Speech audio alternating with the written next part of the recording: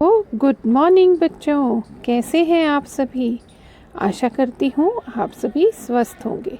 तो बच्चों, आज का हमारा टॉपिक है तानपुरा। आज हम तानपुरा की उत्पत्ति, उसका विकास, उसको मिलाने की विधि, उसके विभिन्न अंगों का वर्णन करेंगे। ठीक है। तो बच्चों, सबसे पहले इसमें आ जाता है तानपुरे की उत्पत्ति एवं विकास। भारतीय संगीत में गायन में तानपुरे का विशेष महत्व है। इसके आविष्कार के विषय में विद्वानों में मतभेद भी है।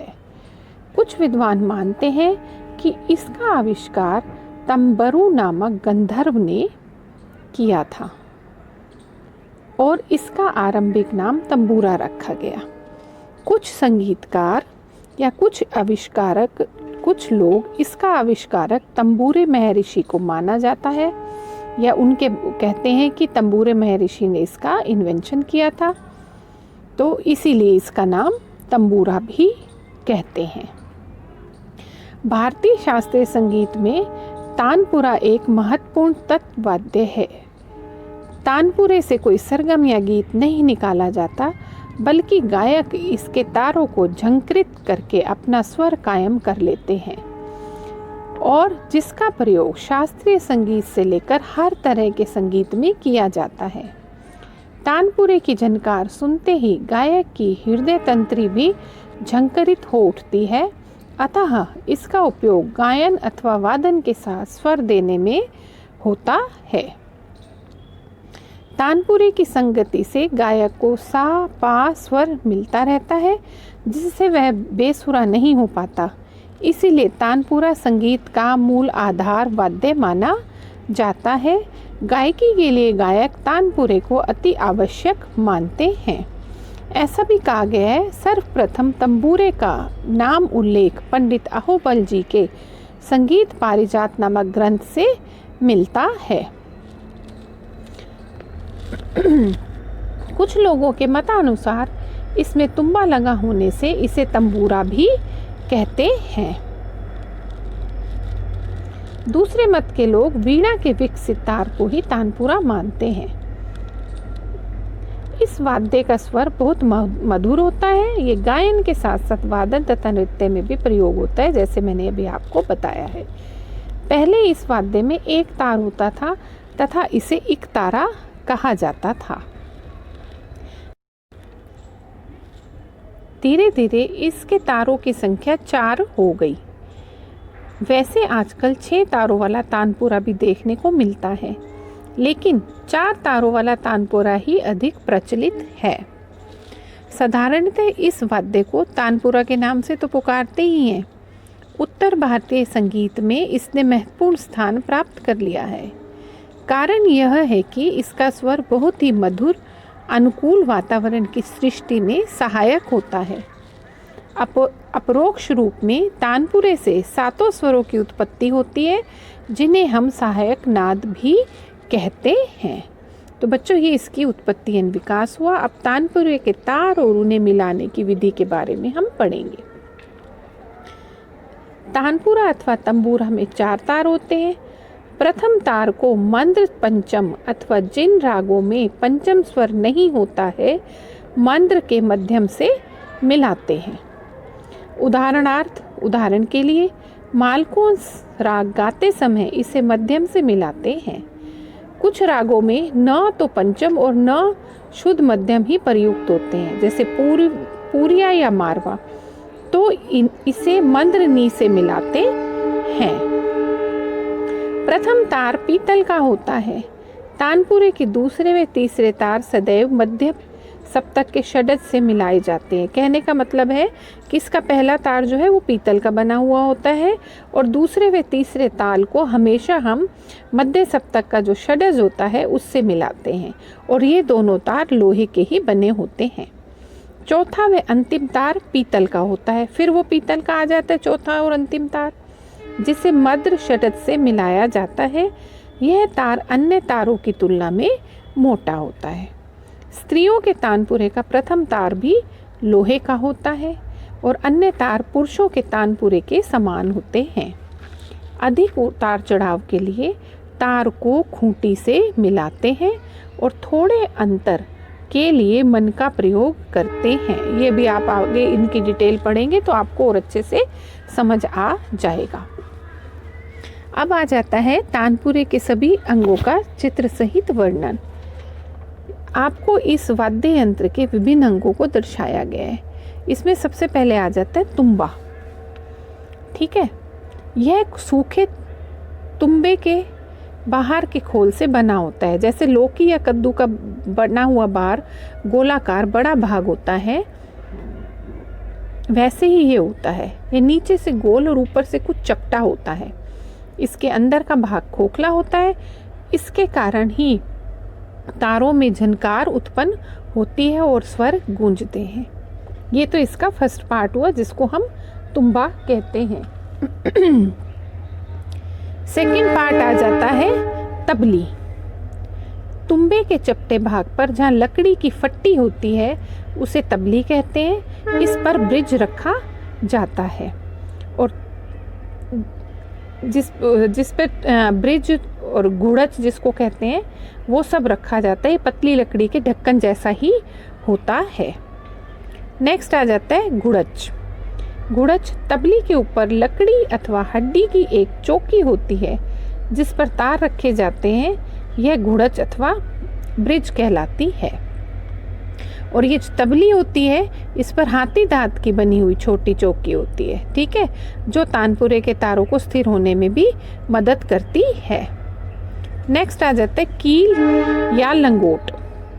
ठीक है, तुम्बे के नीचे लकड़ी की बनी पट्टी जिसमें तार बंधे होते हैं उसे लंगोट कहते हैं। कभी तो लकड़ी की एक कील लगा दी जाती है या कभी लकड़ी के 4 छिद्र कर दिए जाते हैं तो और इसी स्थान को कील और लंगोट के नाम से जाना जाता है। इसके बाद आ जाता है डांड।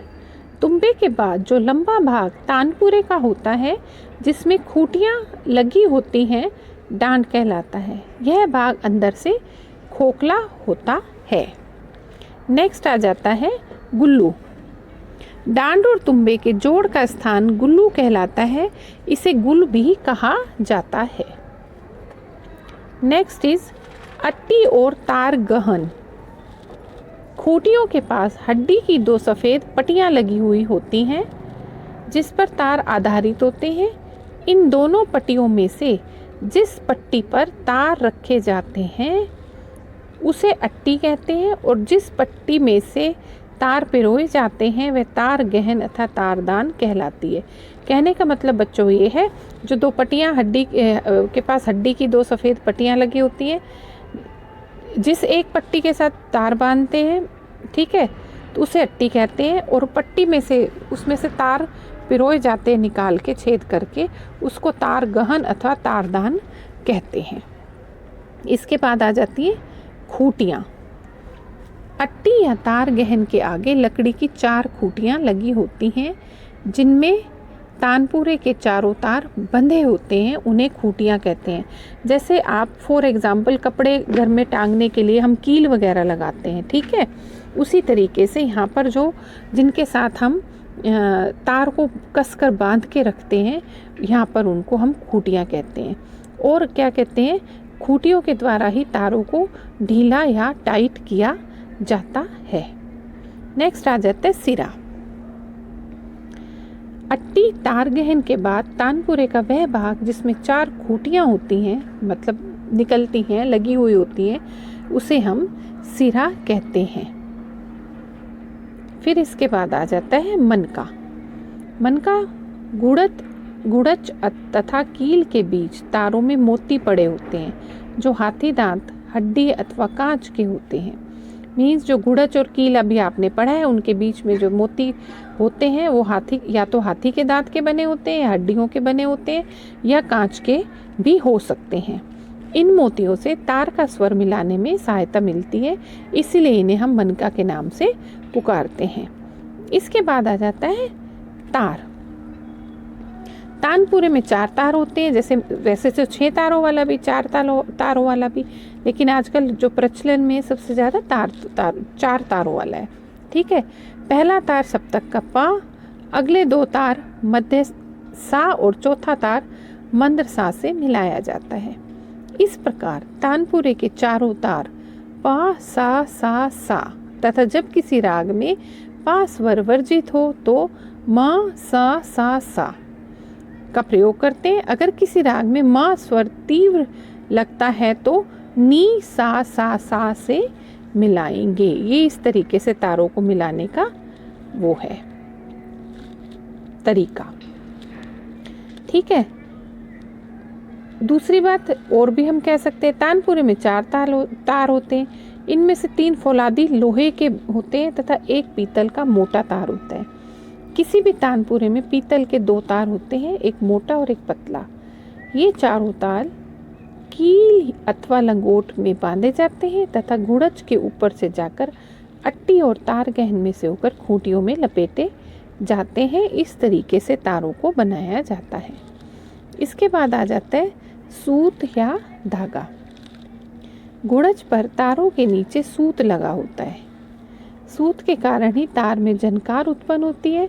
तार में झनकार उत्पन्न करने को जवारी खोलना कहते हैं। उचित स्थान पर लगाने से तानपुरे की झनकार खुली हुई निकलती है। ठीक है, या इस तरीके से भी बोल सकते हैं, ब्रिज और तारों के बीच में धागे का टुकड़ा दबाया जाता है। धागा गुड़ज पर टिके तारों के नीचे से निकाला जाता है और उचित स्थान पर लगाने से तानपुरे की झनकार खुली हुई निकलती है। तो ये तो बच्चों इसके अंग हुए। अब आपको करना है सितार और तानपुरे में क्या अंतर होता है।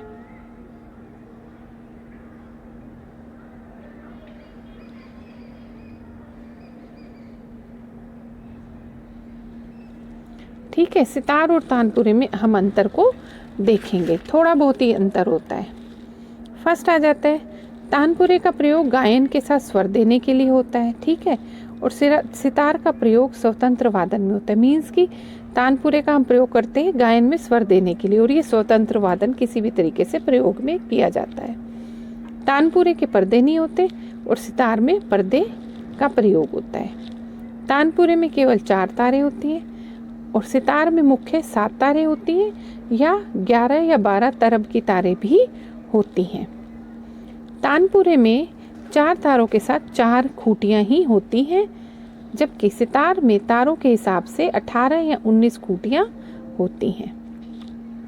तानपुरे का आविष्कार तंबरू नामक गंधर्व को माना जाता है, या जैसे कि मैंने आपको पहले भी बताया है, तंबूरे महर्षि को भी माना जाता है। और सितार का आविष्कारक अमीर खुसरो को माना जाता है। इसके बाद आ जाता है बच्चों, ये तो इन दोनों का अंतर हुआ जो थोड़ा बहुत है। इसके बाद आ जाता है स्त्रियों का तानपुरा और पुरुषों का तानपुरा। इसमें भी थोड़ा सा अंतर है।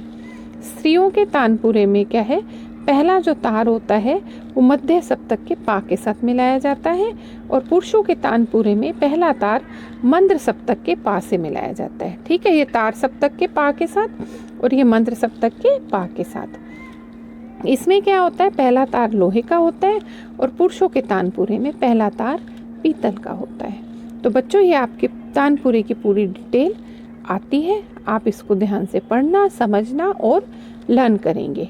ठीक है बच्चों, तो चलो आज का हमारा टॉपिक ख़त्म होता है। कल फिर हम एक नए वीडियो के साथ आपके सामने प्रस्तुत होंगे।